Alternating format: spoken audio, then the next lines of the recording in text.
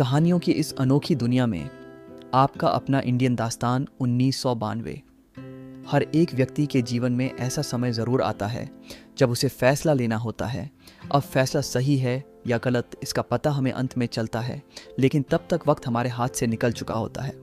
ऐसा इसलिए होता है क्योंकि हम कहीं ना कहीं अपने मन के मैल को, मन के कीचड़ को साफ नहीं रख पाते हैं, या यूं कहे तो उसका सही समाधान नहीं निकाल पाते हैं। इस बात को समझाने के लिए मैं आपको एक कहानी सुनाता हूँ। शायद इस कहानी से आपको इस सवाल का हल मिल जाए। दोस्तों, कहानी शुरू करते हैं, लेकिन उससे पहले अगर आपने चैनल को सब्सक्राइब नहीं किया है तो सब्सक्राइब कर लीजिए और एक प्यारा सा कमेंट ज़रूर कीजिए। चलिए कहानी शुरू करते हैं। पुराने समय की बात है। एक गांव में एक किसान अपनी पत्नी और 2 बच्चों के साथ रहता था। वह किसान बहुत ही ज़्यादा परेशान रहता था। अपने 2 बच्चों और पत्नी की ज़रूरतों को पूरा नहीं कर पाता था। शायद यही उसकी परेशानी की सबसे बड़ी जो की थी। समय बीतता गया, उसकी परेशानियां परिवार की ज़रूरतों के साथ बढ़ती ही जा रही थीं। वह दिमाग से और मन से बहुत अशांत रहने लगा था।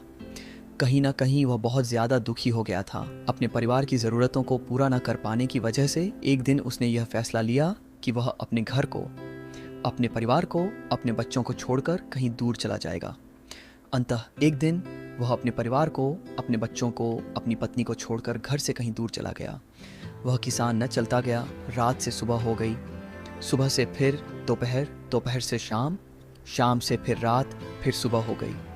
उस किसान की मन की पीड़ा इतनी ज़्यादा थी कि उसके पैरों के छाले और पैरों से बह रहे खून के आगे फके पड़ गए थे। ना भूख की चिंता, ना प्यास की चाह, बस चलता ही गया। आखिरकार जंगल में चलते चलते उसका शरीर इतना ज़्यादा थक गया कि वह एक नदी के किनारे जाकर वह गिर पड़ा।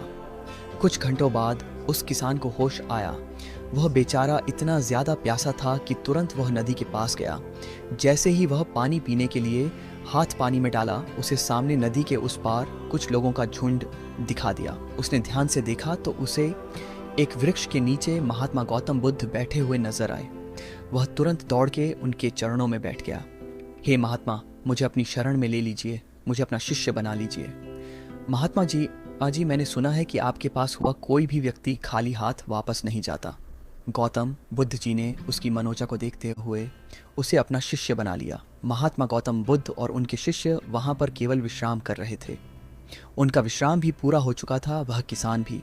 अब गौतम बुद्ध जी की यात्रा को पूरा करने की उनके साथ चल पड़ा। गौतम बुद्ध और उनके शिष्य आगे बढ़ते चले गए। काफ़ी दूर निकल जाने के बाद गौतम बुद्ध जी को बहुत ज़ोर की प्यास लगी। उन्होंने अपने इस नए बने शिष्य से कहा, अब विश्राम करने का समय हो गया है। प्रिय शिष्य, जाओ, पास में एक सरोवर है, वहाँ से मेरे लिए पानी लेकर आओ। किसान बोला, जो आ गया। भगवान किसान सरोवर की तरफ चल दिया। सरोवर के पास जैसे ही किसान पहुंचा, उसने देखा कि उस सरोवर में बहुत सारे जानवर उछल कूद कर रहे हैं। वे सारे जीव जंतु किसान को देखते ही तुरंत वहां से भाग गए। किसान बहुत ही खुश हुआ और उस सरोवर की तरफ चल दिया पानी लेने के लिए। जैसे ही किसान ने सरोवर के पानी की तरफ हाथ बढ़ाया, उसने देखा कि पानी बहुत ही ज़्यादा गंदा था। किसान निराश होकर वापस गौतम बुद्ध जी के पास आ गया। गौतम बुद्ध जी ने उससे पूछा, पानी कहाँ है? किसान ने दुख भरे शब्दों के साथ कहा, हे भगवान, मैं जैसे ही उस सरोवर के पास पहुंचा तो मैंने देखा कि उस सरोवर में काफ़ी सारे जीव जंतु उछल कूद कर रहे थे, और उनके उछल कूद करने की वजह से उस सरोवर के ज़मीन के तल में बैठी हुई सारी गंदगी, सड़े हुए पत्ते उस पानी में घुल मिलकर एक की का रूप ले लिए थे। यही कारण है कि मैं वह पानी लेकर नहीं आया, क्योंकि वह पानी नहीं कीचड़ हो चुका था। महात्मा बुद्ध उस किसान की बातों को समझ गए और मुस्कुराते हुए उन्होंने कहा कि मैंने तुमसे सरोवर का पानी मांगा था, मैंने यह नहीं कहा था कि पानी अगर गंदा हो तो पानी लेकर मत आना। उन्होंने अपने दूसरे शिष्य से अनुग्रह किया कि जाओ और सरोवर से पानी लेकर आओ। उनका दूसरा शिष्य निकल पड़ा। कुछ देर पश्चात वह पानी लेकर वापस आ गया। आश्चर्य की बात तो यह थी कि दूसरे शिष्य द्वारा लाया हुआ पानी बिल्कुल साफ था। उससे भी बड़ी असमंजस की बात यह थी कि सारे के सारे शिष्य बड़े आश्चर्यचकित हो गए कि यह करिश्मा कैसे हो सकता है, क्योंकि पहले शिष्य ने तो यह बताया था कि पानी कीचड़ हो। महात्मा बुद्ध जी ने सारे शिष्यों को यह बताया कि जब सारे जीव जंतु उस पानी में उछल कूद कर रहे थे, तब उस दौरान उस सरोवर के पानी के तल में बैठी हुई सारी गंदगी, सड़े गले हुए पत्ते सब घुल मिलकर कीचड़ रूपी पानी का रूप ले लिया था। परंतु जितने समय में पहला शिष्य किसान वापस आया और दूसरा शिष्य वापस गया, उतने समय में उन जीव जंतुओं के भाग जाने के पश्चात उस सरोवर का पानी धीरे धीरे शांत हो गया था। जैसे जैसे सरोवर का पानी शांत होता गया, उस सरोवर के कीचड़ रूपी पानी में खुली हुई सारी सड़ी गली पत्तियां और मिट्टी धीरे धीरे शांत होकर उस सरोवर के तल में जाकर बैठ गए, जिससे उस सरोवर का पानी शांत होकर साफ हो गया। सारे गले हुए हुए पत्तियां भी शांत होकर आराम से उस सरोवर के तल में जाकर बैठ गईं। प्रिय शिष्यों, अगर उस सरोवर में किसी भी तरीके का कोई हलचल नहीं होता तो उस सरोवर की हर एक चीज़ जिसको जहाँ पर होनी चाहिए थी वह वहीं पर ही रहती। उन जीव जंतुओं की हलचल की वजह से सरोवर के तल में बैठी हुई सड़ी गली पत्तियां मिट्टी उस शांत पानी में मिलकर एक कीचड़ का रूप ले लिया था।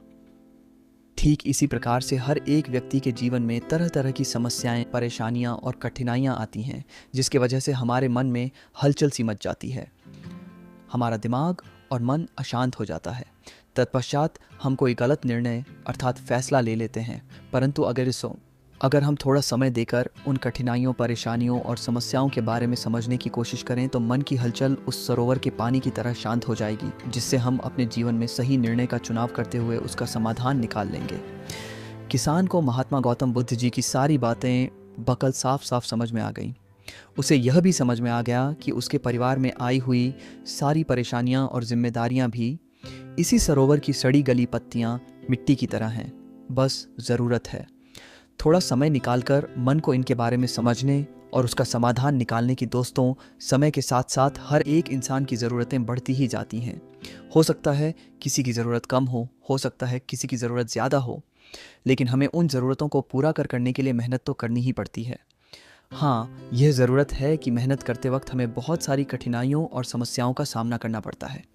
इसी वजह से बहुत बार हमारा मन अशांत हो जाता है, निराश हो जाता है। दिल दिमाग में एक अजीब सी हलचल होने लगती है, जिसकी वजह से हम गलत फैसला ले लेते हैं। परंतु दोस्तों, हमें घबराने की ज़रूरत नहीं है। हमें अपने दिमाग को शांत करने की ज़रूरत है। थोड़ा समय देकर इसके बारे में सोचने की ज़रूरत है। इसका समाधान कुछ ना कुछ ज़रूर निकल आएगा। दिमाग को शांत रखें और कोशिश करते रहे, मेहनत करते रहे।